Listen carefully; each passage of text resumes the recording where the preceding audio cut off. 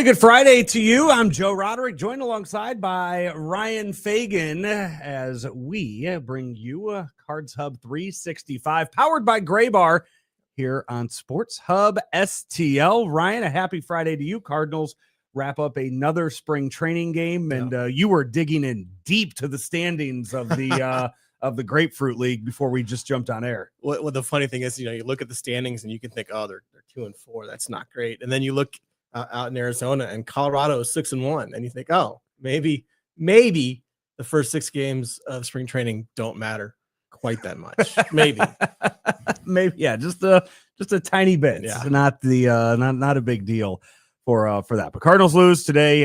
They played the Astros, and we are not going to sit here and bore you with all of the stats from today. But Ryan, the one thing that interested me, and it interested me when the lineup came out this morning, and I was sitting in, I was helping out with the Randy Carricker show featuring Brooke Grimsley. One of the things that jumped out at me was that Brendan Donovan today was starting at second. Normally that wouldn't be a big deal, but yesterday Nolan Gorman started at third. I want to be the conspiracy theorist here and think that the Cardinals have made these decisions the last 2 days because there are other moves on the horizon. See, I like this because we can play devil's advocate and go back and forth, because I am of the opinion that it doesn't necessarily mean that much. When you get into spring training games and you have guys that have days off, you have guys that need to get work, and you have guys that maybe you want to see based on the starting pitcher for the other team is throwing out there. How do they match up righty lefty? And sometimes you'll see lineups thrown out there based on, well, it's right-handed starter, so in the regular season maybe we'll throw a lefty in there to face them, but in spring training we're going to go the other way. So I think that's one of the things that I think you'll see a lot with that, and it's days off and it's all these things. Now, maybe that doesn't mean there's not something there, but my default is usually in this point. I mean, it's March 1 tomorrow, right? It's March 1 where it's tomorrow, still February baseball. Yes. So I mean, I haven't even gone down to Merrimack Springs for opening day of trout season yet. That's tomorrow. So until then, I'm not going to think about it a whole lot, but I get what you're saying. Just because, again, I think maybe they're taking calls. Maybe they're not sending out calls right now for Nolan Arenado, but we have not heard, like, we've heard, oh yeah, we're preparing for the season with them. Right. We have not definitively heard, like, hey, he's here. He's opening day. He's our third baseman, and we're going to see how it goes. Like, and I think until then, I think that's just an elephant in the room every single day. Yeah, and I don't imagine you're ever going to hear that. I mean, he could be here Arenado could be here another 2.5 years, and you're still never going to hear that he's here until his contract expires. Because I think, I mean, that's another thing about spring is, I mean, things happen, right? I mean, needs arise. There are teams that'll go in and think, okay, well, we've got this spot as where we think a youngster can take a step forward. And this isn't just Arenado, but we think this youngster can take a step forward, and so we're going to give them a shot. And then they get into the first couple spring training games in the first couple weeks of camp, and you're like, maybe we made a mistake here. Injuries happen, and I think that's the thing. I mean, and the case with Nolan, the biggest thing is the no trade list, right? The veto list. Does he expand that from the 5 teams? And I think that's the biggest question, because if he doesn't, and if he stays with these 5 teams, and that's all he's ever going to accept a trade to, then when you're talking about injuries, you're looking at a very smaller list. And a lot of these teams that are on his list, they have backups built in, right? They have plan Bs. I mean, you see the Dodgers, they're going with Max Muncy, right? If he gets hurt, Tommy Edman can play there, right? They have options. So I think that's why the Cardinals have. I mean, the Cardinals have a logjam. We talked about last week. The amount of things that will happen if Arenado gets traded, and just the amount of opportunities that it opens up. It's not, they're not going to open up something and all of a sudden you're like, who's this guy that's started? Like everybody right now is well known to Cardinal fans, well known to the organization, I should say. And I think the thing that's interesting to me is, we talk about spring training and all these guys might have a chance to play for their jobs, but what realistically happens in spring training is a lot of times guys will play their way out of jobs, because they'll show that maybe they're not quite ready. Or maybe they're so that they'll never get there. I mean, I think that's, I love Nolan Gorman's power. I love what he can be. He swung and missed a lot last year. and he swung and missed a lot so far, in increasing rates as the year went on, which is not what you want to see. So, I mean, I think, with a guy like Gorman, the Cardinals would love for him to become that power guy, because could he be a 35 home run guy? Yeah, absolutely. But do you want a 35 home run guy that's Rob Deere batting 202? Or do you want somebody that's hitting, 250 and has a better on base percentage because they're taking better pitches, swinging at better pitches, recognizing these things at the plate and adjusting more in a way that he hasn't yet done in his big league career? This is Cards Hub 365, powered by our friends over at Gray Bar, your distributor for electrical and datacom needs. And in the chat, which we welcome you always, all our shows here on Sports Hub 365, all of our live shows, actually on Sports Hub STL, on Cards Hub 365, all the live shows, we want you to participate in the chat and participate with each other in the chat. And right here, I'm not saying that, as Damian chimes in, I'm not saying again that it has nothing to do with his day off. I'm just saying yesterday, Gorman's playing third. If Nolan Arenado is here opening day, Nolan Gorman will not see third base hardly ever. Right. I think even on, if Nolan Arenado is a part of the St. Louis Cardinals in 2025, even on off days, I don't think Nolan Gorman moves over to third, because in a perfect world, he's your second baseman, full on second baseman. You don't want him moving back and forth. Probably, yes. And, if he isn't, that means he's in a bench platoon role, and, the numbers probably aren't that great for him. Yeah. And he probably shouldn't be in St. Louis either. Yeah. And Casey was at third today, obviously. But I think, because Gorman's had a tough start to the spring, 3 strikeouts yesterday, and then Brooke and Randy were talking about it this morning. I think was it 5 and 9 at bats so far this year.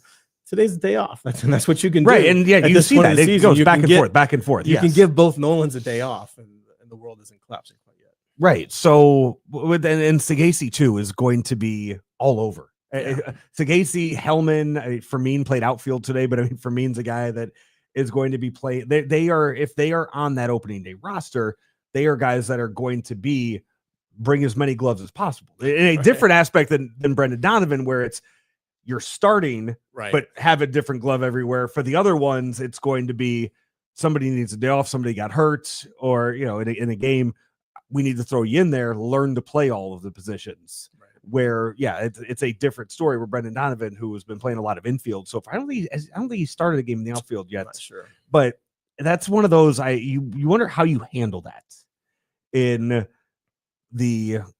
spring training, because we know Brendan Donovan probably could be opening day left fielder if you look at the construction of it all. Yeah. How much left field does he need to play in Jupiter, Florida? I don't think he needs to play a ton. Right. I mean, he needs to play some. Just because you want to get him out there. But I mean, again, you're looking at the time that he has in the backfields, right? Catching it out. But it's one thing to face live pitching in a game, and that's very valuable. It's not as valuable to catch live fly balls, right? And that's when Michael Ciani, when Mike Claiborne talked with Michael Ciani last week down at spring training, Ciani said, and this is something you hear from outfielders all the time, that making that jump from minor league fields to big league fields, it's that third level that gets you, that third that upper deck that gets you. Brendan Donovan's played enough outfield at Busch Stadium that I don't think playing outfield at Roger Dean Chevrolet is going to, it's not going to tell us anything. It's not going to do it. So let him play all the infield positions. Donovan is interesting to me this year because, we've talked about ad nauseum, everyone else, it feels like all these guys who are going to, who are either getting opportunity blocked by Arenado's presence or all these different things. But, Donovan, to me, he's the kind of guy that really could take that step forward this year in terms of overall impact. And that's not to say he hasn't made an impact. He's been great. He's been everything they could have hoped for from the day that he arrived. But I mean, you could all of a sudden see him kind of become like a Ben Zobrist type, like a guy who could make that sort of impact all over the place and be a guy who starts in, I mean, realistically, he 20 can start games in 20 games in like 4 different positions. And be up there in getting MVP type votes, a guy who has a WAR above 5 and is making an all-star game, although he'd have to be like a pick in there, right? Because I'm not sure he's going to win at a position right in a popular. I don't even vote. know. Yeah, you don't even know But where he's that yeah. kind of guy, because you look at the things that Zobrist did well, right? He had good back control. He had a great eye. He wasn't fast, but he was smart on the base paths. Donovan is all those things. And I think, when we talk about the upside, we talked about guys like, Walker and Gorman and all these youngsters. To me, Donovan has a level that he has not reached yet. And I very well think this could be a year where he becomes that kind of guy. 2009 Ben Zobrist. By the way, I pulled it up quickly. We didn't talk about this in the pre-show meeting, so I pulled up the Ben Zobrist numbers real fast. Started that year. I don't have overall numbers that he started for the season in 2009, but he started 81 games at second base. He started 37 in right field, 6 at short, 2 in left, 5 in center, 2 at first, and 1 at third. I mean, everywhere. Everywhere. He started every single position except pitcher or catcher that year. I mean, you look at what he did. He was an all-star that year too. Yeah, and that was early. But then you look at what he did when he was with Kansas City. In 2015, when the Royals traded for him, they traded for Zobrist and Johnny Cueto, and that was it, right? Because Zobrist brought this veteran presence who could fill in everywhere. He could offer advice to young guys playing in all these different positions. And that's why I think, we talk about so many times, we talk about these versatile guys being great to fill in. But a guy like Zobrist was a guy who was an impact player everywhere he went. And I think Donovan has some of those same qualities. Because I'm not going to just throw, and it sounds weird to say, I'm not going to throw out this guy's a Ben Zobrist, because Ben Zobrist was really good. He had a sneaky good career. Donovan could be that kind of guy too. Again, I'm sitting here though. Right now, I'm looking at 2009 Ben Zobrist. Yeah. He was 28. Do you know how old Brendan Donovan is this year? 28. I was going to say 27 or 28 is my guess. He just turned 28 last month. WAR of 8.6, started 152 games. And you look at some of the numbers that are out there, 149 hits. I don't think that's with a 297 batting average. Those are numbers right there that I don't think that's not something what we would say like, hey, I expect that out of Brendan Donovan. And it's like, wow, you're really throwing a whole lot at him. Right. Those aren't overwhelming numbers. That year, Ben Zobrist finished 8th in the MVP voting in the American League. So this isn't really like, we're not asking for too much out of him by saying it'd be great for him to have a 2009 Ben Zobrist type season. And one of the things that Zobrist did so well was he balanced he had, I thought about his good eye. In that 09 season, he had 91 walks and 104 strikeouts, right? And Donovan strikes out a little bit more than Zobrist did, and he doesn't quite walk as much. But he's not that far off. And we see, this is one of my favorite things I don't have the numbers in front of me, but like when guys like Mike Trout and Ronald Acuna Jr., when Acuna Jr. went, had his crazy year, 40-70, right? That's what people talked about. The most impressive thing to me that year was Acuna's strikeouts dropped and his walks went way up. And that to me was the sign that, we talked about the stolen bases and home runs, and it was great. It was crazy. It was amazing. But that wasn't the best indication of what the improvement he made as a player. And I think that Donovan's the kind of guy, again, I'm not saying he's going to be the NL MVP, but could he be the Cardinals MVP? Yeah, 100%. Could he be a guy who gets into the, some down ballot MVP votes? Yeah, absolutely. He's that kind of guy. Yeah. He, and looking last year, Brendan Donovan, 163 hits last year in 153 games. So even the games played, the hits and everything, that would be, but that's, looking at it though, looking at the numbers he had last year, the power numbers aren't there for what Zobrist would have. Right. But Zobrist took a jump too. When you look at that 27 he hit that year. I mean, he was 12 the year before, right? And on 227 at bats, but he was sneaky smart on the bases. He was sneaky power at the plate. And he's a guy you don't think about until all of a sudden you look at it and you're like, oh man, he was better than I thought he was. Right. And the teams he was on were teams that you kind of look at, and they weren't franchises that were known for being these powerhouse franchises. But when you add a person like that onto the roster, sure helps. Well, you know, and I talked about the impact he made with Kansas City in 15, but it's also the Cubs in 16. Yeah. Right. I mean, this is a guy, because of what he brought, he won. It's a crazy sentence. He won back-to-back titles, World Series championships with the Royals and the Cubs. Right? Yes. The Royals and the Cubs. These franchises, the Cubs obviously hadn't won in forever. The Royals hadn't won in quite some time, since a series that Cardinals fans may not remember so fondly. But yeah, I mean, that's the kind of guy that it helps. You don't have to have it to win a World Series, but it sure helps. So you have a guy like a Brendan Donovan on the team, and one of the Ben Zobrist was one of those guys that was very much sought after at trade deadlines, knowing that you could bring a guy like that in and what he would do, how he would impact your team. And Brendan Donovan is one of those names who, not household name in Major League Baseball, but I would imagine over the offseason. What? Front office. That's what I was going to say. I would imagine over the offseason, when the Cardinals were calling out and saying, "Hey, any interest in Nolan Arenado? I think his contract." Nah, maybe not. What about that Brendan Donovan guy? What'll that take? And I would imagine many GMs probably responded to that, or maybe even called to check in, like, "Oh, you guys are doing a reset? What's the status with him?" Yeah, and they were smart not to. There's probably a reason you never heard about any sort of traction being gained, because again, he's that kind of guy, and because he's still under club control for another couple of seasons. I think he's got 3 years left before, because his first arbitration this year, free agent in 28. Luckily we still have the Brendan Donovan baseball reference up on our screens. Earliest free agency 2028. Yes. Yeah. So I just, and as much as we talked about what a good player he is, I don't know there's any chance that he brings back the return that makes it worth trading him. Not in the offseason. Yeah. Not in the offseason. Mid-season, yes.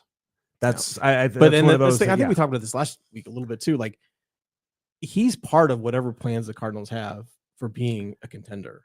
Because and I also think you look at, you go down there now, and if you're in Jupiter and you have a chance to go in there into the locker room, or you have a chance to talk to guys, or you look at that roster the way it is, and the question is, okay, who's the leader of this clubhouse, which has been a question now for we're going on season 3, I guess, really season 2 of it, because Adam Wainwright was still the lone holdover in 2023 after Albert and Yachty retired. But you look at that, and like last year, it's like, okay, who's the leader here? Is it Wilson Contreras after one season where there were struggles? Like, who takes, is it Lance Lynn coming back into the clubhouse after being gone for a decade? Like, who's the leader here? And I think now, if you look at this Cardinal roster, you say, who's the leader of the clubhouse? I do think like Brendan Donovan is probably that guy that was on the short list. Yeah, that's looked at in a roster full of 21 and 22-year-olds. He's a veteran. Yeah. So and he's got the work ethic. Yeah, he's the kind of guy that's good to have in there for sure. So, by the way, I mentioned Wilson Contreras. I mentioned his name. Another thing Randy and Brooke talked about this morning, Wilson Contreras being ranked the 6th best first baseman right now in Major League Baseball, and trying to go over that list, trying to see where he falls into that, and sitting there and trying to name 5 better first basemen than Wilson Contreras. Like, if you're going just from an offensive standpoint, it's a tough list to do. Interesting. I hadn't thought, but I missed that part of their show this morning. But yeah, he's got the potential to be the kind of impact bat. I mean, we saw the times when he was healthy last year. It was, and the times maybe specifically when he wasn't healthy, the difference in the lineup. He could be that guy. I'm curious to see how he is at first base defensively. There's no doubt he's going to work hard at being the best guy he can be. Right. And it's been said over and over, even though Goldschmidt struggled at the plate a lot last year. I mean, he was that guy at first base. He's the scooper who had done it for his entire career, and going from that to a guy who is learning the position, and Contreras has played there a little bit over the years. That's going to be a challenge, but I mean, he's bat, and if he can stay healthy, his bat is the kind of bat that can make a big impact. I'm curious to see what he stays. I think last year, if you looked at his stats, if you would have said he was a first baseman, if you categorized him as a first baseman last year offensively, I believe he had the 4th best numbers in baseball if you put him in there. And that's going up projected over. Yeah. Freeman, Harper, guys like that, Alonso, and you're right there. But now that you don't have to play the position, now that you don't have to play catcher anymore, and now you're just focusing on first base, and I would imagine DH a couple times a week with Burleson playing first, those numbers really should skyrocket. And I don't know why he wouldn't be top 5 there. I mean, defensively, Christian Walker, really, really good at first base. He's a guy that popped to mind. Yeah, right, when but you brought that if you take away the labor of having to be a catcher and you just let Wilson go out there and hit, I think offensively, I take him over Christian Walker. And I think that may even speak to a little bit of the first baseman position in general in baseball. Because there are some years, it felt like there was like 15 guys that were all-star caliber over at first base, just mashing home runs. And it's not necessarily that way right now. Right. And it's one of those where I think it's, I read an article last week where it was the biggest impact of guys changing positions, like who the biggest impacts are. And it had Altuve moving from second base to left field. It had Jonathan India on there that he's moving. Then I'm sitting there, I'm reading this article. It had O'Neal Cruz going out to the outfield this year. And I'm thinking, I clicked on the article because I thought for sure it would mention Wilson Contreras going from catcher to first base. Top 5, it did not mention him. It did. You know who it did mention, though? Mike Trout moving from center field to right field as being one of the biggest impactful defensive changes in all of baseball this year. But just moving from center field to right field, it listed that as a bigger impact than Wilson Contreras going from catcher I love first Mike base. Trout, but it is not right. No, it's not. That's just that's an easier thing for him. You're talking. I mean, you talk India, you talk Altuve. Those are guys that lifelong middle infielders that are now going to the outfield. We've seen this many, many times in baseball, on teams where it matters in the playoff race. Which Trout does not. Right, and just to say, hey, we're gonna make it a little easier on your legs, and we're gonna move you to right field from having to play center. That is not that impactful. As much as those. So I would say that yes, Wilson Contreras moving from catcher to first base is one of those biggest moves that I think you will look at for the for the upcoming season. Circling back to where this all started, as we wrap up the show today, the whole Gorman Donovan scenario for that. I know it was an off day for Nolan Arenado today. I would imagine he's going to be in the lineup tomorrow. Yeah. If he's not back at third base, if they DH him again tomorrow and they have Gorman again at third, can we then start to buy in on my conspiracy for this? No. I know you love a good conspiracy baseball theory, but man, it's today's February 28th. Tomorrow is March 1. So I'm not going to let you conspiracy theory me until at least the 20th of March. Then we'll have conversations. We tweeted this out. We posted it on our socials earlier today. If you're not following us, it's at Sports Hub STL everywhere. One of the, I guess, bits of news that's going to get a lot of attention today. Albert Pujols was named the manager of the Dominican Republic baseball team for the World Baseball Classic. Awesome. Any chance that I get here on Cards Hub 365 to talk World Baseball Classic, I am going to talk World Baseball Classic. To this day, in my career, it has been the coolest thing that I have ever gotten to cover. So you were at the finals? I was at the entire last week. Okay. I was at the game when Diaz tore his ACL. That was the first. I don't think I will ever go again. USA Japan, that was cool. Dominican Republic versus Puerto Rico, it's a life-changing baseball game that is something that I don't know. I mean, again, they could play maybe down, but in Miami too. In there, that is something that I don't know if that could ever be. I mean, like I've never been to a Game 7 of a World Series. I know you have. Those are cool. But crowds aren't split 50-50. Yeah. Now, and I will say I wasn't in Miami, but I was in Arizona for like the rounds with Great Britain. Great Britain baseball fans were amazing. When Mexico was there, watching Team Mexico play the way they did in Arizona, in Phoenix, with the crowd that they had, it was awesome. And I'm right up there with you. Like I always kind of enjoyed the WBC, but I was never like, oh my gosh, it's the WBC until I went. Yes, that's what people do not believe when I tell them that. People don't get. I'm like, it's one of those things where you have to be there. And if you have the ability to do like an early round, because I know ticket prices, I'm sure were crazy for the finals. But I think this year or next year when they do it, I think like one of the early rounds are in Houston, I believe. I don't remember. For that. I think Houston gets games, but I know Miami gets the finals again for that, which is that it should never move from there. If you're international baseball, Miami is like a perfect place for that. But if you have the ability to go and just see just what the atmosphere is like, because I would say USA Japan ranked third for me as far as like how excited like the games were, because again, Dominican, Puerto Rico, just up there at the top. Cuba, USA was number 2 for me. Like just the atmosphere of that from a non-baseball standpoint was just one of those experiences.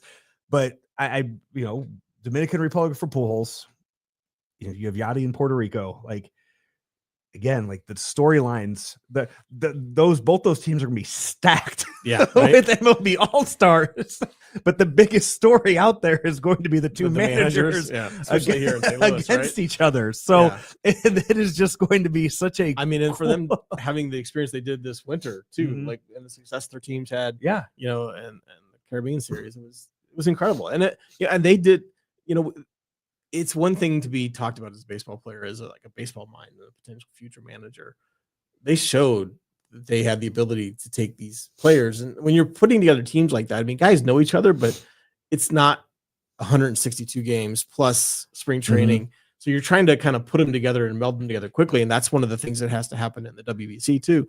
And they showed that they're fantastic at doing that and making that happen as well. Looks like so the Dominican Republic will be in group stage. It'll be in Pool D, March 6th through 11th at Lone Depot Park.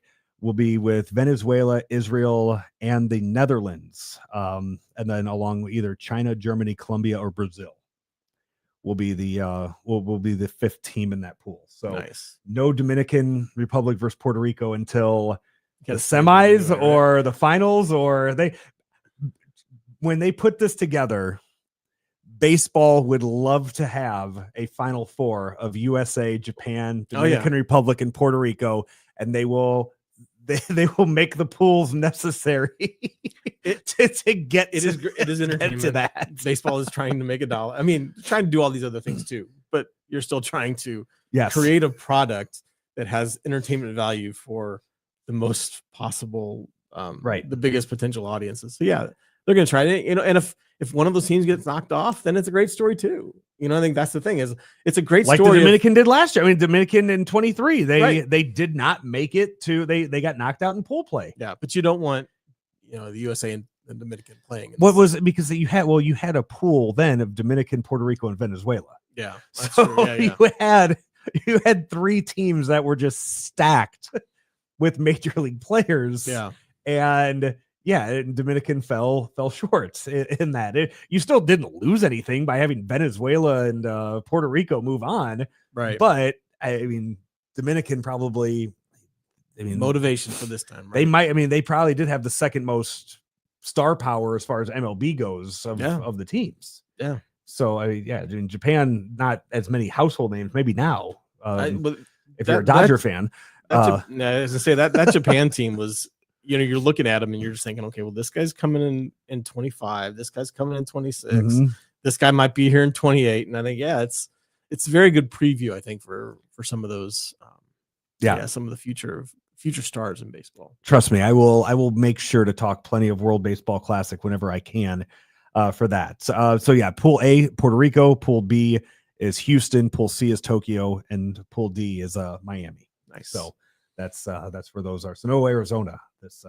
I know they. Man, it's probably because the lines in that ballpark to get food were awful. They were. I mean, it was exceptionally bad. I love what I love to do is like find a long line and like take like the sped up video and show. And like my sped up video at like 6 times speed was still like 30 seconds long just to get food, not to get into the team store. It was so bad. That's not really why they moved it, I'm sure, but that was. You're trying to get a few different places. Hey, this is Cards Hub 365 brought to you by the folks over at Gray Bar. If you're still suffering from supply chain issues, or if they're disrupting your operations, have no fear, because Gray Bar has you covered, and you can rely on their nationwide logistics network to get what you need, where they need, and when they need to get there, all within budget. Gray Bar is a trusted and leading North American distributor of electrical communications, data networking, and industrial products. Gray Bar literally supports products of any industry: construction, hospital, industrial plants, schooling. It doesn't matter.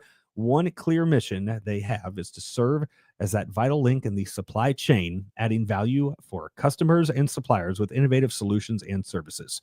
Visit graybar.com to start an order today. Graybar.com. Fix those supply chain issues with Gray Bar, your distributor for electrical and data needs. He is Ryan Fagan. I'm Joe Roderick. Cards Hub 365 coming your way this weekend. 365 days a year. Shows on Saturday and on Sunday. And Cards Hub 365 will be your leadoff here tomorrow on Sports Hub STL before a whole lot of post-game shows. It's a busy sports day in St. Louis, and Cards Hub 365 will get you started tomorrow afternoon. For Ryan, I'm Joe. We'll talk to you next time right here on Sports Hub STL.